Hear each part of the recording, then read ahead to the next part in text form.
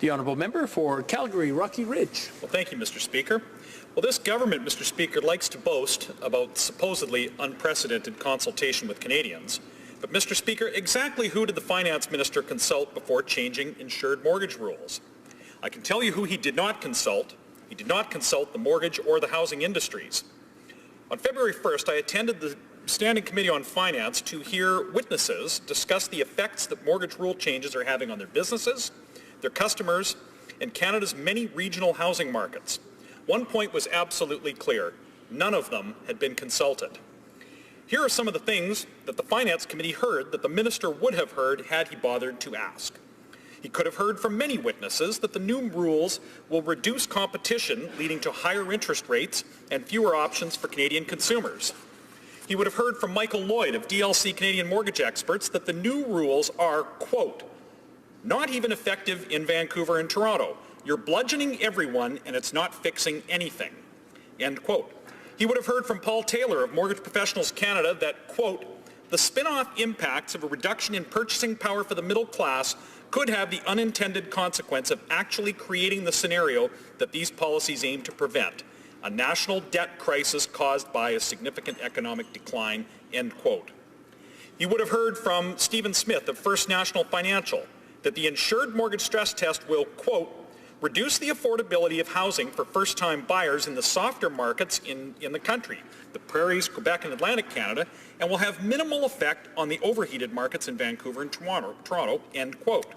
You would have heard from the President of Canada Mortgage Guarantee Insurance that, quote, elevated housing market activity in Toronto and Vancouver is not and has not been driven by first-time home buyers. He would have heard from Bob Finnegan of the Canadian Home Builders Association that measures like the stress test can, quote, lock out otherwise qualified home buyers. They can cause a downward spiral on local economies. He would have heard from Sherry Donovan of the Nova Scotia Home Builders Association that a mortgage lender she knows in Newfoundland estimated that 25 to 30% of their clients would not qualify under the new rules. She would have told him that a Newfoundland home builder reported that he went from an average of 50 home sales between October and December each year down to 0 sales for the same time period once the new rules came into effect. The Minister could also have heard from the Canadian Home Builders Association that the cost of a home in Toronto has increased by $300,000 over the past few years due largely to government regulations, fees, and taxes. And he would have heard that the crisis of affordability in Vancouver and Toronto were not caused by mortgage availability, but by lack of supply, largely due to government regulation. Mr. Speaker, did the Minister of Finance intentionally avoid consultations because he did not expect to like the answers that he would find, that he did not want to hear about first-time homebuyers and young families, or about the folly of imposing a uniform national policy on diverse regional markets?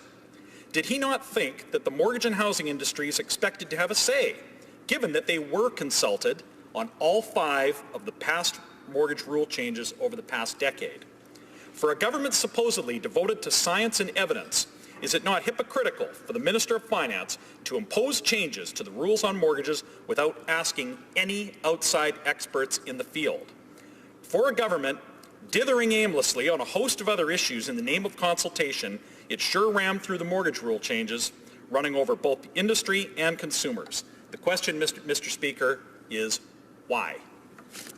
Parliamentary Secretary to the Minister of Finance. Merci beaucoup, Monsieur le Président, puis je tiens à vous remercier pour avoir l'opportunité de répondre à cette question. Mr. Speaker, the government fully appreciates the challenges faced by middle-class Canadians and those that are working so hard to join it. This includes middle-class families' concerns over reduced housing affordability in some regions and taking on high levels of debt, reducing the likelihood that they will be able to afford their properties over the long term if economic circumstances were to change. Those who already own their homes, Mr. Speaker, want to know that the market is stable and that the most important investment that they've made in their life is safe. This is why that our government, Mr. Speaker, has been focused on housing issues since coming into office. We have taken a series of carefully targeted measures to ensure stability and to promote affordability.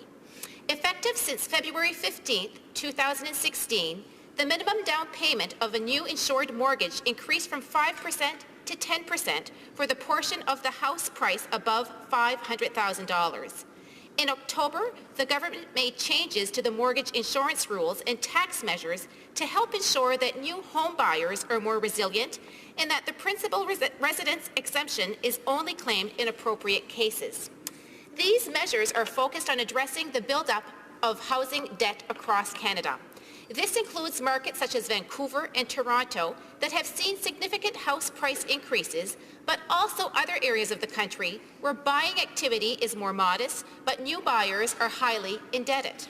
These measures will require borrowers and lenders to make adjustments in the short term and are expected to lead to a temporary reduction in the housing activity. But they are important in containing risk to preserve the long-term stability of the housing market, Mr. Speaker.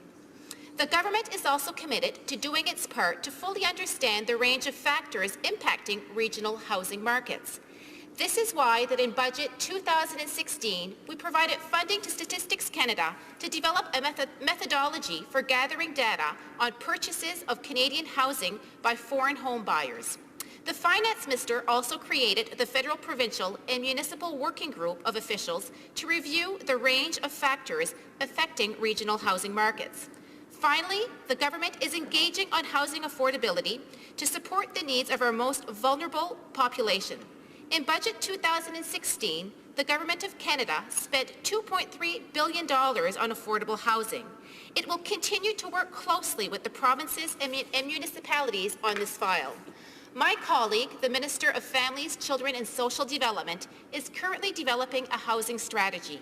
We have seen in other countries what can happen to the housing market and economy when housing risks and the leverage are not appropriately managed.